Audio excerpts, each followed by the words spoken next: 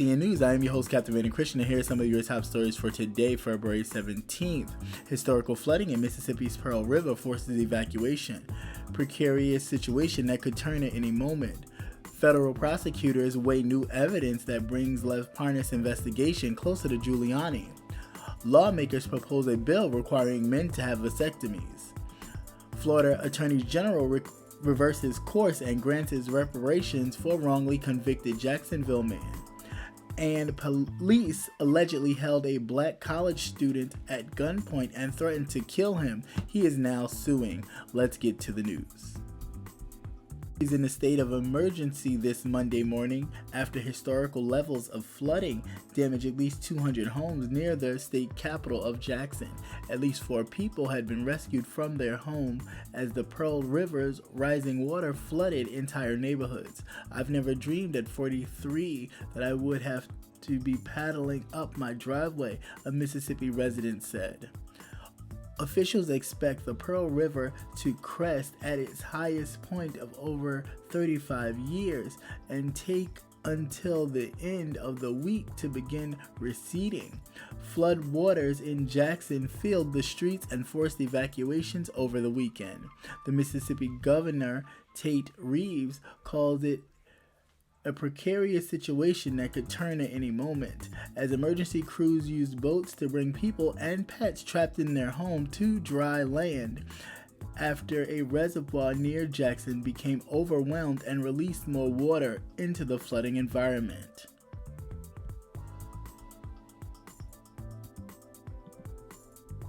Federal prosecutors are weighing new evidence against Giuliani's associate in connection to the company that paid him $500,000, according to people familiar with the investigation. Prosecutors with the U.S. Attorney's Office of the Southern District of New York are considering whether to charge Giuliani associate Lev Parnas and at least one other business partner with misleading potential investors for fraud guarantee.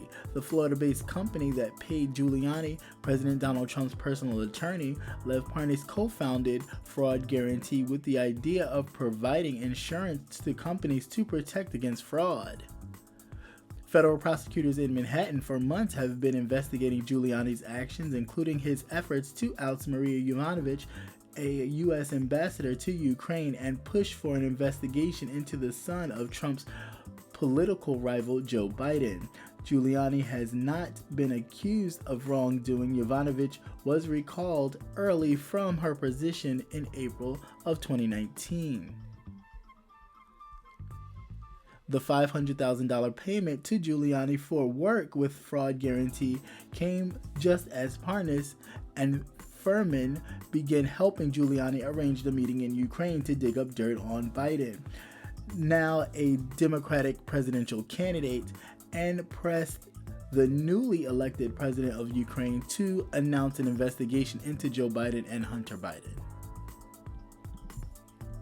An Alabama lawmaker has authorized a bill that would require men to undergo a vasectomy at the age of 50 or after the birth of his third biological child, whichever comes first. Under Representative Rolanda Hollis' proposal, men would also have to pay for the procedure. In a statement, Hollis explained the reasoning for the bill. She said it's to shed light on the abortion ban introduced by the state.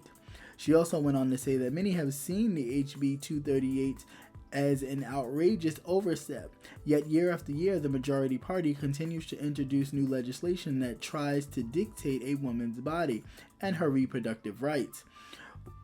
We should view this as a same outrageous overstep in authority.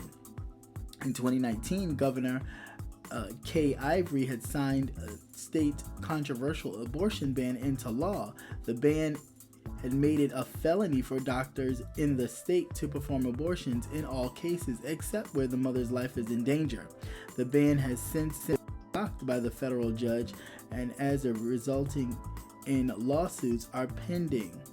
In a statement, Hollis said her proposal is meant to neutralize the abortion ban bill and sent a message to men should not legislate or be legislating what a woman does with or what women do with their bodies.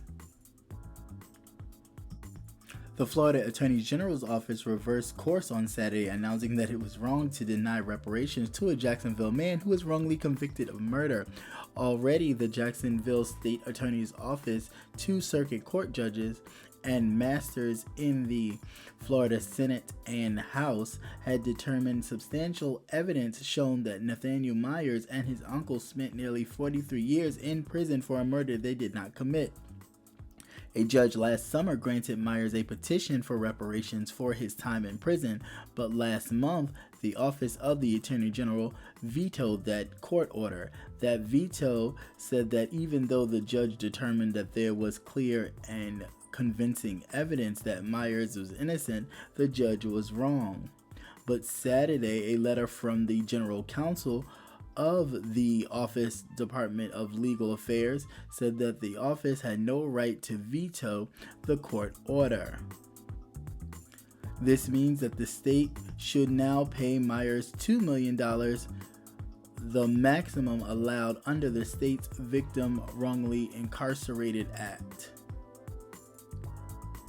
A black college student has filed a lawsuit after Illinois police officers mistook him for a suspect, held him at gunpoint, and allegedly threatened to blow his head off.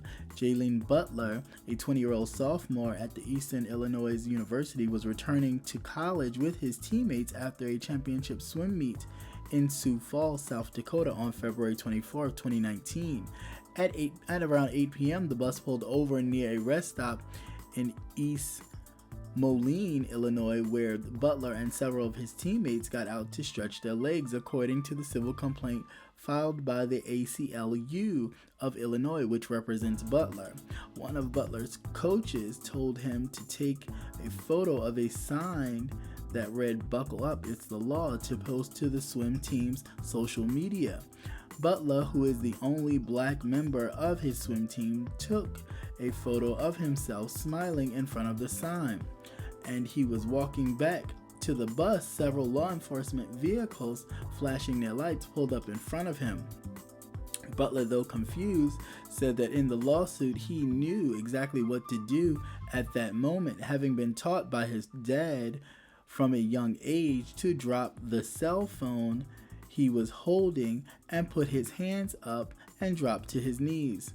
The officers of the Hampton and East Moline Police Departments, as well as the Rock Island Sheriff's Department, got out of their cars with their guns pointed at Butler. The lawsuit alleges they yelled, "Get down and don't fucking move. Stay right there." Butler complied with their request. They handcuffed him. One of the officers pressed his knee on Butler's back, according to the lawsuit, and one other pressed it on his neck. The lawsuit alleges that while squatting in the front of Butler, one of the officers, who is not named in the lawsuit, put his gun to Butler's forehead and said, "If you keep moving, I will blow your fucking head off." At this point, the charter bus asked the law enforcers, what they are doing with Butler, while Butler and his swim coach explained that he was part of the college swim team. When the law enforcement realized that Butler was not the suspect they were searching for, they allowed him to sit up, but did not remove his handcuffs or inform Butler that he was free to go, according to the lawsuit. And once again, thank you for watching CCN News. I am your host, Captivating Christian. And as always, be the change you want to see. If you want change, the change starts with you. As always, please like, share, and subscribe. And leave comments below. I would like to hear what you think about these stories and more. Alright, have a good day. Peace.